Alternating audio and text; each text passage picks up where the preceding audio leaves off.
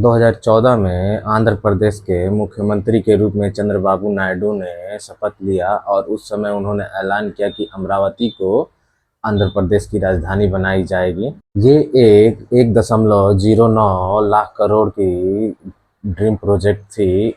ये दूसरे राज्यों के लिए एक नॉर्मल बात होगी, लेकिन ये आंध्र प्रदेश के लिए बहुत ही इम्पोर्टेंट बात थी क्योंकि ये उनकी राजधानी के लिए थी।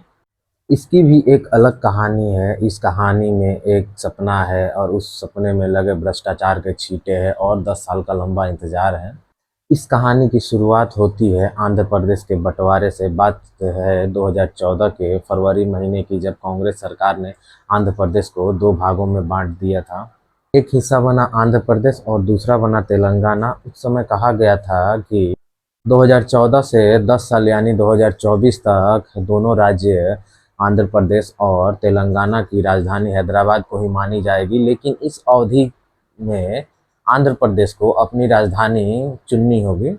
इसके लिए कृष्णा नदी के किनारे विजयवाड़ा और गुंटूर के बीच एक जगह को चुना गया जो अमरावती थी, जिसमें 24 राजस्व गांव और गुंटूर जिले के ताड़ेपल्ली नगर पालिका का हिस्सा भी था, जिसका कुल क्षेत्रफल 53,748 एकड़ था, जिसमें से राजधानी के लिए राज्य सरकार द्वारा भूमि पूलिंग योजना के तहत 35,581 एकड़ भूमि को अधिग्रहित किया गया और उस समय केंद्र सरकार की भी इस प्रोजेक्ट को समर्थन मिला हुआ था और 2015 में पीएम मोदी ने ही राजधानी बनाने वाले प्रोजेक्ट का शिलान्यास किया था।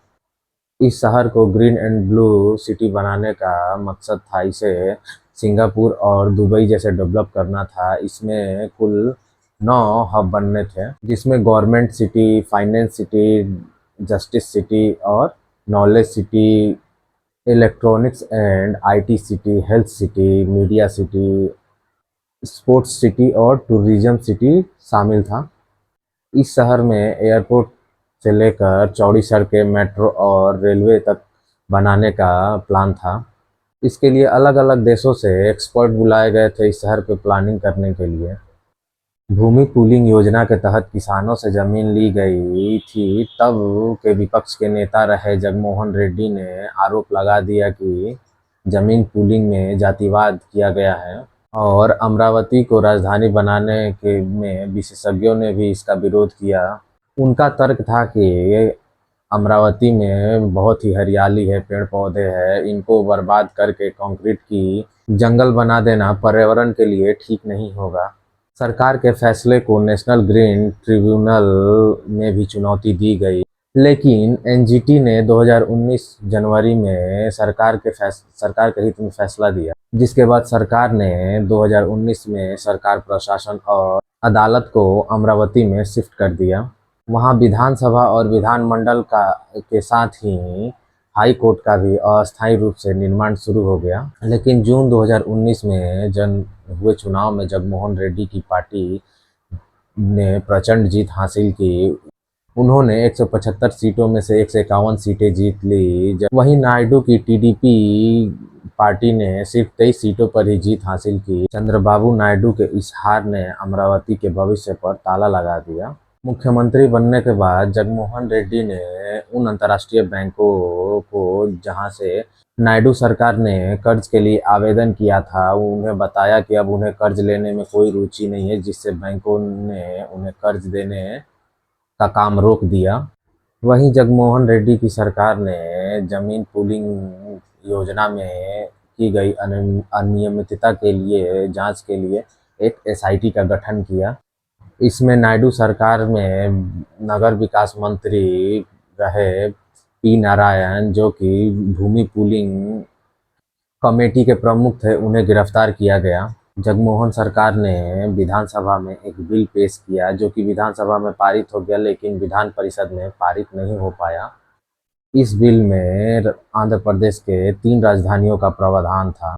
इसमें अमरावती को विधायी राजधानी और विशाखापट्टनम को कार्यकारी राजधानी और कुर्नूल को न्यायिक राजधानी बनाने की बात थी। इसलिए इसे 3 कैपिटल बिल भी कहा जाता है। जगनमोहन सरकार ने एक बिल के जरिए Andhra Pradesh capital region development authority को भंग कर दिया। विधान परिषद में बिल पास न होने के कारण दुखी जगमोहन रेड्डी ने जनवरी 2020 में एक वैधानिक प्रस्ताव के जरिए विधान परिषद को भंग करने प्रस्ताव पारित कर उसे मंजूरी के लिए केंद्र सरकार को भेज दिया, लेकिन केंद्र सरकार ने इसे मंजूरी नहीं दी। मोहन रेड्डी के सरकार के 3 राजधानी बनाने के फैसले को लेकर अमरावती के लोग खुश नहीं थे। उन्होंने इस फैसले को लेकर अदालत में जगमोहन रेड्डी सरकार को चुनौती दी। अदालत ने मार्च 2022 में अपना फैसला सुनाते हुए कहा कि सरकार अपनी मर्जी से 3 राजधानियां नहीं बना सकती। अदालत ने सरकार को अमरावती में चल रहे विकास कार्यों को 6 महीने में पूरा करने का आदेश दिया। इस दौरान खास बात यह रही कि अदालत का फैसला आने से पहले ही जगमोहन सरकार ने अपनी 3 कैपिटल बिल को वापस ले लिया। Andhra Pradesh capital region development authority को भंग करने वाले एक्ट को खारिज कर दिया। हाई कोर्ट के फैसले के बाद अमरावती ही राजधानी के रूप में एकमात्र विकल्प बचा, लेकिन जगमोहन सरकार ने उसके विकास कार्यों में कोई खास रुचि नहीं दिखाई। लेकिन अब तक आधिकारिक रूप से अमरावती ही आंध्र प्रदेश की राजधानी है। अब 2024 में सरकार बदलने के बाद अमरावती के विकास कार्यों में तेजी आने की संभावना है कि अब फिर से चंद्रबाबू नायडू की सरकार बनी है। अब ये देखना होगा कि अमरावती के लिए जो सपना देखा गया था वो पूरा होता है कि नहीं होता है। लेकिन यह सोचने वाली बात है कि इसमें सबसे ज़्यादा नुकसान किसानों का हुआ है, क्योंकि उनकी कृषि योग्य भूमि उनसे ली गई, लेकिन उसका ठीक ढंग से उपयोग नहीं किया गया। 2 राजनीतिक पार्टियों के लड़ाइयों के बीच में ये किसान बेचारे पिसते रहे। ना उनको ठीक ढंग से मुआवजा मिला और ना ही उनकी कृषि योग्य भूमि फिर उनको वापस मिली, और ना ही उस अमरावती के जो सपना देखा गया था राजधानी बनाने को वो पूरा हुआ। दोस्तों, वीडियो कैसे लगे कमेंट बॉक्स में ज़रूर बताएं। अगर वीडियो पसंद आई है तो वीडियो को लाइक और शेयर कर दें।